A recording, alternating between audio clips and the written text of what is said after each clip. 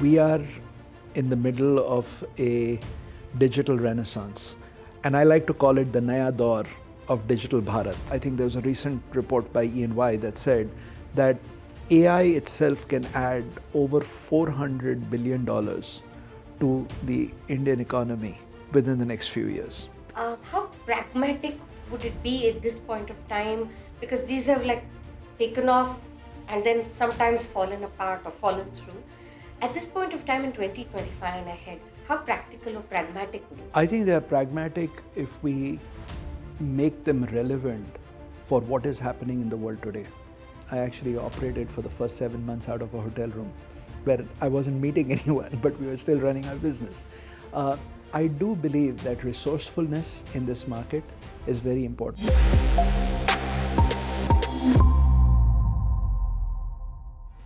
Hello and welcome to yet another exciting episode of View from the Top. Today we have with us Sandip Patel, Managing Director of IBM India and South Asia. Sandip joins us amidst his busy schedule in a rare interview for View from the Top. Hello and welcome, Sandip. Thank you so much for joining us at the studios today. Great to be here.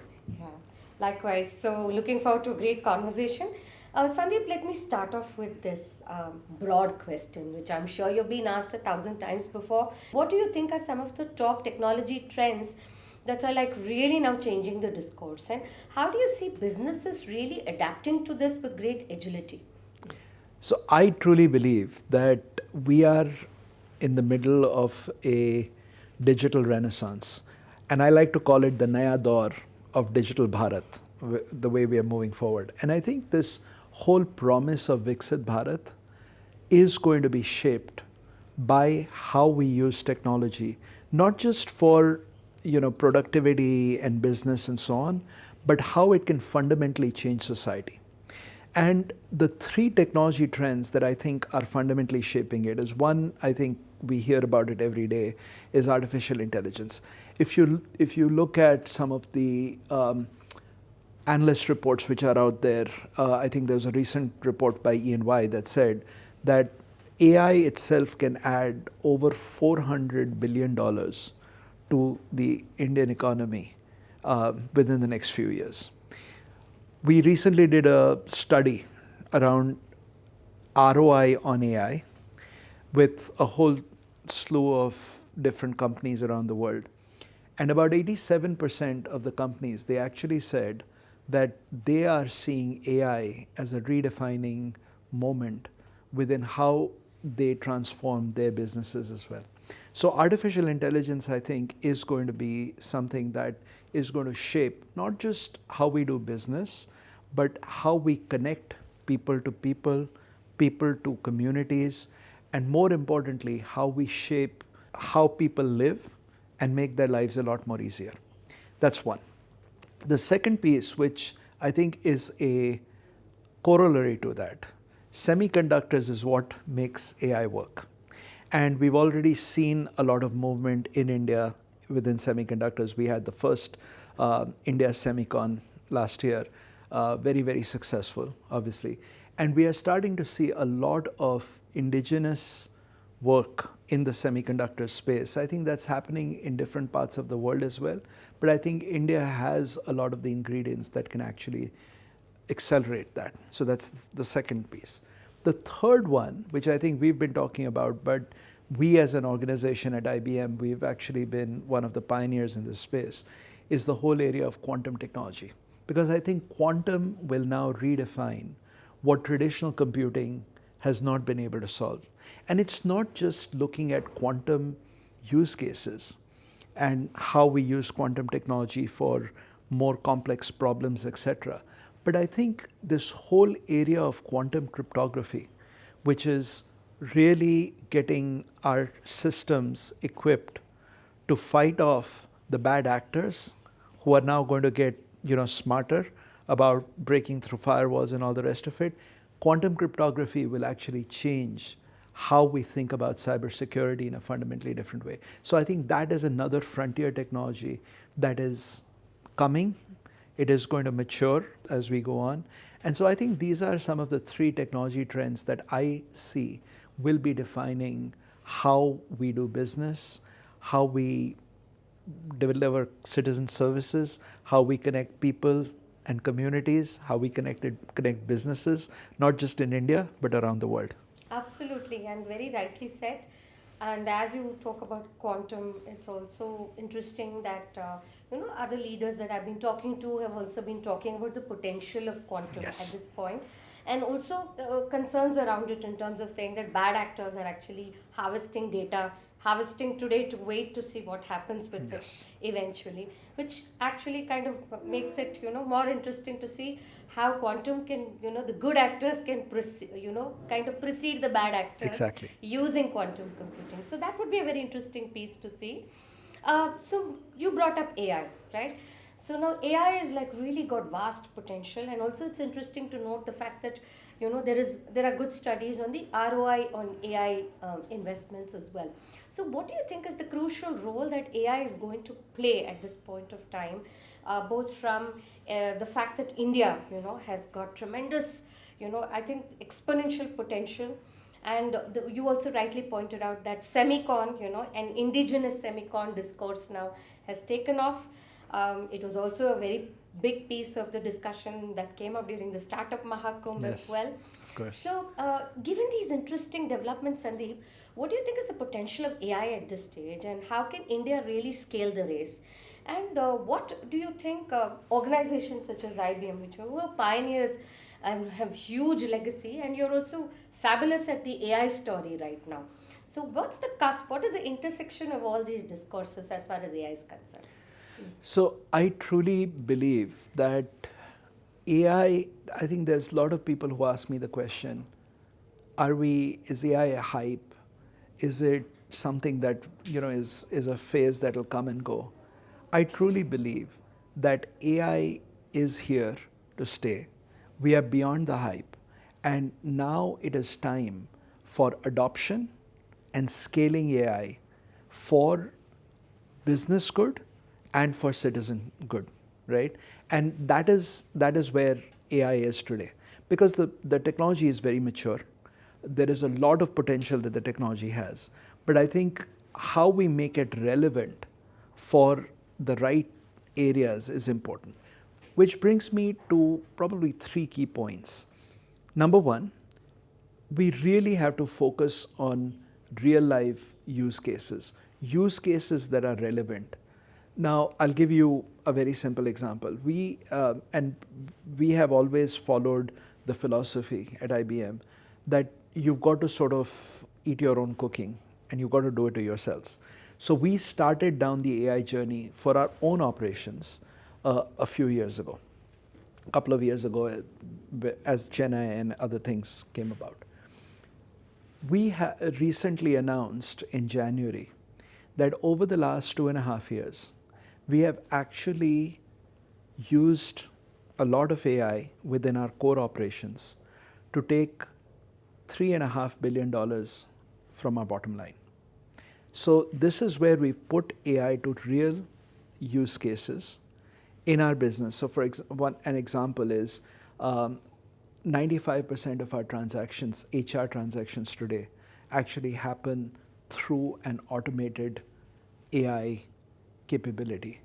And that's what people are using now. So getting to real life use cases is very, very critical. That's point number one. The second area around AI is how we scale it in a way that is consumable by a lot of people, right? I think there is a lot of noise around, well, can you use it to summarize notes? Can you use it to write an essay? Yes, those are clearly applications that people are using, and some of them will have probably applications at scale. But understanding how you use enterprise AI for business, for citizen services at scale, that becomes very, very important. So this is the issue of relevance. And the third area is, how do we use it responsibly? Because this is technology where if you're not using data, where you have provenance of that data, where where that data came from, whether that data is clean, whether it's relevant, and how it is being used to answer queries and so on. So the whole notion of explainability, if those things are not there and you let bias sort of seep into some of this, that makes it less trusted. So this whole notion of responsible AI and how we drive responsible AI, that is very important. So again, I would say, how do we make it practical to the point that you can actually scale it for the greater good? Second, how do you make sure that it's responsible? And third, make it very, very relevant for what the world around us needs, because then that will help us scale it. Absolutely. So, responsible AI, also, I think, and there is a certain amount of dystopia which gets associated with AI not being responsible, or a hypothesis that AI could even remotely not be responsible. So, given that, how do you think businesses, well, I think AI governance and AI frameworks now are a very big, deep concern, not just for the CIO who's the custodian of all digital, but also for emerging roles such as the CISO roles, the DPO roles, the CRO roles. You have N number of roles which are also coming in the intersection of AI governance and frameworks. So, how do you think businesses can really ensure this? Now, because you're a very key stakeholder in the AI discourse, IBM has really been at the forefront. So, how do you think businesses can really look at ensuring responsible AI, looking at privacy, looking at data, in terms of confidentiality, in terms of protecting it and keeping it, safeguarding it at all points of time, at all touch points. So how do you think? Are there some ways in which organizations or businesses can really look at this? Absolutely. So we have always been very strong proponents of, and this whole journey started, the responsible AI journey started with the notion of data stewardship. So this was, I think, about 7 years ago.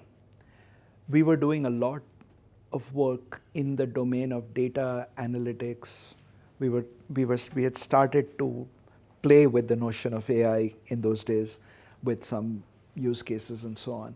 And there was a lot of noise about, how can we trust you with our data and all that? And a lot of it came from Europe, actually. So I think we're one of the first that actually published a manifesto that talked about our role as data stewards.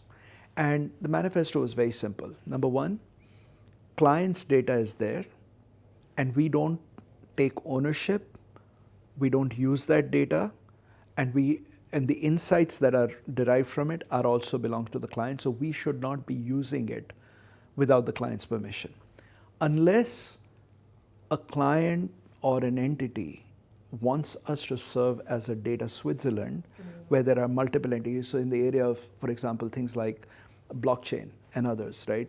We have played roles of a data Switzerland where we serve as the neutral party across multiple folks to bring that data together. But even there, we have always maintain the position that we do not own the client's data. We should not be taking any undue advantage of it, and so on. So that's sort of where this started, and that philosophy has stayed with us.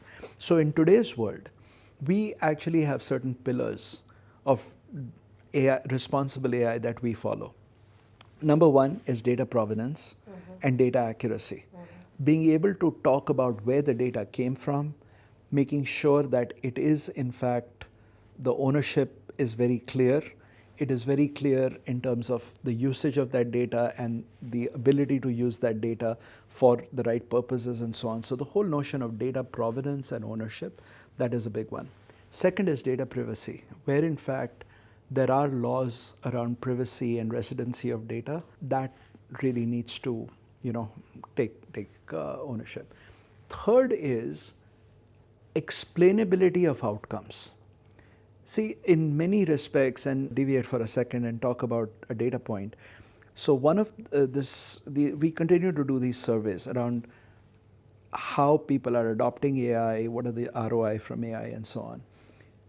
In one of the surveys, we found that 94+% of the people who were surveyed, they said that unless AI was trusted, it would be very difficult for them to scale it because people would not use it, right? Correct. So AI that people trust is AI that people will use. And so this is where one of the trust factors comes from being able to explain the outcome in a way that's credible and someone understands where the outcome has come from. Otherwise, it tends to be a black box. And whenever there's a black box, skeptics will always question it. So this whole notion of explainability is really important. And then the last one is fairness and it being free from bias. Because technology such as AI is such where there is a tendency for even unintended bias to seep into it. And so ensuring on an ongoing basis that we are in fact having it free from bias and it is fair in terms of how it is providing outcomes and so on, that becomes very important. So those are the pillars. Now what we had actually anticipated this. As a matter of fact, recently there was an RBI directive that came out which actually laid out how banks and financial institutions should be looking at responsible AI. Interestingly enough, when you look at that directive and you look at our what we have as our AI governance module, there's almost like a 95% match to what RBI is requiring and what we've actually built into our Watson X AI platform. And this is something that we did as a forethought because we knew that this is a technology that will have a lot of questions around it. And having a module that enables organizations to govern their AI implementation, their AI use cases at scale becomes very, very important. Now, a proof point that shows that why this is so important and why having a robust governance framework is important is one of our partners, they were down a path of creating their own governance module for AI. When they saw what we had, they actually stopped their efforts and they have now adopted our AI governance module for their entire business as well as what they will be using for clients. So this is an instance where the governance is going to become more and more relevant. I think when we look at banks, particularly regulated institutions, but also for businesses at large, because if they are not able to put sort of a seal of governance, people are going to be skeptical about using those applications. Absolutely. So very well stated, actually. And also given the fact that, as I said, a lot of people now, say even the cybersecurity leaders that I've been speaking to have also been saying this. This is a time when we are not sure what all we are supposed to know, whether we are supposed to upskill, whether we are supposed to do a dual role, whether we are supposed to know legal, because the whole idea of the DPDP Act as well as AI coming into the picture has given them this whole contemplation process as to what exactly are we supposed to know at this hour. So explainability and trust become big factors in adopting anything in the first place, right? So very interesting point that you brought it up. So Sandip, you had earlier, sort of also brought up the thing that India is now at the cusp of a lot of technological innovation. So how do you think IBM's focus globally and India, IBM as an India, sort of a business, how do these approaches actually align with each other? And how will India look at innovation, and how will IBM India per se, look at innovation in terms of fostering all these emerging tech, be it quantum, be it AI, be it even looking at data protection, be it looking at building all those frameworks, or rather aligning with all those stakeholders to take ahead these frameworks. So what will IBM India be doing which will align with the global frameworks? Okay. So let me talk about the India piece first. I think India has done brilliantly in terms of laying out its agenda along some of these key frontier technologies. So I think the fact that India has put out a 10,000 plus crore outlay on the AI mission and the work they're doing in that space, I think, is brilliant. Secondly, you have seen all of the announcements and the progress that India is making around the whole semiconductor mission. That's also, moving in the right direction. There's a lot of energy around quantum and the quantum mission that's been announced. So I think India has clearly established a set of priorities and put enough investment muscle behind it to really move some of these technologies forward, which is terrific. Second, I think what India has is a phenomenal demographic dividend. When you look at the working age population that's going to be coming into and continuing to grow, that truly sets up India to become a skill capital of the world and become a net exporter of talent around the world. That's one. And then it's all about being, global, looking at global tech movements and trends, and actually shaping it for the Indian context. And in doing that, I think this is where I sort of call it a 3x3 framework. You have the three technologies: AI, semiconductors, quantum, and then if the government can actually drive collaboration where there is government and private sector partnerships, academia that can work with it, and then really driving the skilling in a way that you build that skill base and the skill capital of the world. I think that is what India is all about, right? Can I just quickly ask a follow-up question? Sure. These are models which have been in discourse for quite a while. Yes. Right? The government-private partnerships, academia-industry partnerships. How pragmatic would it be at this point of time? Because these have taken off and then sometimes fallen apart or fallen through. At this point of time in 2025 and ahead, how practical or pragmatic would it be? I think they are pragmatic if we make them relevant for what is happening in the world today. I don't have the exact number, but if you look at any analyst reports and if you see the numbers, there's a ton of startups that are popping up in India. And there's a lot of work that the government is actually doing today to set up COEs that are aligned to enabling these startups, and that too encouraging them to do stuff in tier 2 and 3 cities so that there isn't concentration and driving more traffic jams in places like Bangalore and others, right? So I think if we continue to sort of align to what the global needs are that India can ultimately fulfill through these programs that drive the collaboration, it's all about creating an ecosystem. See, independently, I think if people just do their own things, in 5 different vectors, that doesn't work. But if you can create an ecosystem through this work that both the government, private sector, startups, academia, and others are doing, and bring them together around those dimensions that are actually going to help to fuel growth for India, I think that is something that can make a difference. And I think there are a lot of instances where we are doing that, we are seeing that. And you asked me the question about how is IBM India positioned. We consider ourselves to be very proud at IBM India to be a microcosm of the IBM Corporation.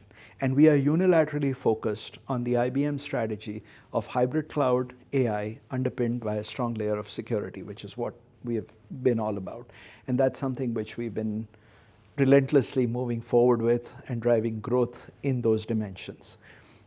When I look at IBM India, we have here a very robust global delivery system, but more importantly, a lot of our global missions, which is our global soft development centers, our systems labs, our research labs, they are all very much present in India, where we are now leveraging those capabilities to work with the government to really move these different agenda forward. So just as an example, I think just yesterday, for example, we announced yet another software lab that's going to be opened later this year in Lucknow. Prior to that, we did one in Gandhinagar, another one in Kochi that have come up and really, really well. So in doing that, when we set up these tier 2 and 3 city facilities and capabilities, these are set up to build a very vibrant ecosystem around it. Correct. So the way we pick these places is also where some of our partners are already present, where we see a government that is doing a lot of work in the technical space and trying to build up the technical capabilities, where there are very vibrant academic institutions that we can partner with to both increase the skilling in those spaces and have the talent that we can hire. So those are the dimensions that we are looking at in terms of building out these ecosystems. And all of these then align to some of the MOUs and others that we've already announced with the government. So we've very much been a part of the semiconductor mission right from the beginning. We are not in the fabrication and packaging space in semiconductors, but we are probably one of the leaders in semiconductor chip design. And so we are very proud to bring that capability and that technology and know-how into how India starts to expand and become leaders eventually in the semiconductor space. We've been partnering with many of the states to help with shape the AI missions through AI COEs and others. And quantum, we have been intimately involved with the quantum mission because through academic institutions like IIT Madras and others who actually participate as a part of our global quantum network. So we are very proud to be the fabric of India. I always say IBM India is in India, where we innovate in India, for India, and the world. A lot of our world-class innovations actually originate in India, and then we are able to sort of scale them around the world. So that's a matter of great pride for us. But it also enables us to be a very relevant corporate citizen and a tech and a very relevant tech partner in the India ecosystem to really continue to build out that capability. Absolutely. I think that also comes with the power of having been here for a long time and to leverage that power, where autonomy becomes like a given, Yes. And of course you earn it as well. Yes. Right? Absolutely. Great points. So now I come to the true leadership questions here. Okay. You've completed 5 years, of your journey in IBM India, and it's been quite a ride for you. Yes. One of the things that leaders really look at, and you've spoken extensively about the India, innovations and what you're really looking at. One thing that you would really look at in terms of future, a future-proof organization or a future-proof strategy when it comes to innovation. You spoke some bit of it. To what would be your advice to leaders such as you? It's a rider question actually.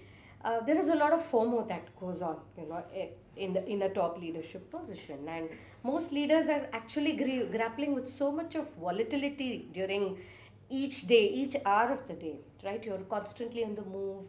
You're moving geographies, you're moving cities, you're making announcements, you're sitting with different stakeholders. So, are you ever gripped? Do you have the opportunity to be gripped by FOMO? If yes, how do you navigate it? Some advice here. So I will tell you. So one of the things I always tell folks, and I reflect on this on a daily basis, by the way, is what to prioritize on a daily basis. We are operating in a market which has phenomenal opportunity. So everything that pops up looks like the best thing since sliced bread and you want to run after it, right? But I think in a market and an environment where change and chaos are endemic, if not strategic, right? How you learn, how you reprioritize on a regular basis, and how do you maintain your focus on a few things that you are good at and that will help you grow, that becomes fundamental. And so that is probably one of the biggest things I will say, that yes, there will always be that sense of FOMO, but don't keep running after the next shiny object unless it is a part of your strategic focus, and that will get you the scale and the multiples you need to really drive business growth in the areas that you're good at, right? So that becomes I think that's a very critical piece. That's point number one. The second thing I will always say is that we are and in India in particular, with all the chaos that goes on and the changes that keep happening, maintaining an anti-entropic mindset becomes very important. So there is, at every moment, you have a point of moving into entropy. So you yourself having an anti-entropic attitude is very important, which means you prepare for the worst, hope for the best, plan for the best, and then hopefully things will work in the right direction. I think that, and that gets back into how do you prioritize with changing times and not just stay focused on one thing that is not going anywhere and so on. So that whole notion of anti-entropic behavior, I think, is very important. Third is, I think, which I have a very, and having gone through the whole cycle of COVID and running a business, continuing to grow it, continuing to sustain it during COVID times, where I actually operated for the first 7 months out of a hotel room, where I wasn't meeting anyone, but we were still running our business. I do believe that resourcefulness in this market is very important, which means taking ownership of outcomes, acting with speed, and knowing how to get things done given the environment that you're working in. I like to call it, I say this to my team and then some people snicker about it. In our world, it's all about the art of compliant jugaad. How do you get things done by taking personal ownership and accountability to make sure that you're owning the outcomes, not the process. The process is all over the place, but you've got to own the outcome. But you do that in a way that is compliant, that demonstrates your ability to navigate all the noise and then get to an outcome and do it without getting agitated. And I think that is really, really important. Very well stated. Compliant jugaad. I liked the coinage. It's paradoxical, but it's extremely true, and in the Indian context, more so. Actually. More so, absolutely. Absolutely. And this whole story of having worked out of a hotel room for 7 months, I'm sure it was a life-changing experience. It was. I mean, and it actually, it helped you put things in perspective. And what was really important, right? Because you couldn't run after everything. You had to prioritize what was important, what isn't. It actually taught me a lot more on how to listen and observe with our teams, because people were all working in very trying circumstances, and being able to listen, understand where people were coming from, and actually adapting how we work to that environment and to those realities. I think that was life-changing in some respects. Absolutely. For all of us. Absolutely. Absolutely. I mean, when you go back in time, I think that phase, the COVID phase really gave us a lot of life lessons, gave us a lot of business lessons. So great insights, Sandip. Thank you so much for sharing such wonderful thoughts. It was great to have you here at the studios for View from the Top. Thank you so much. Great to be here and great conversation. Thank you. Thank you so much.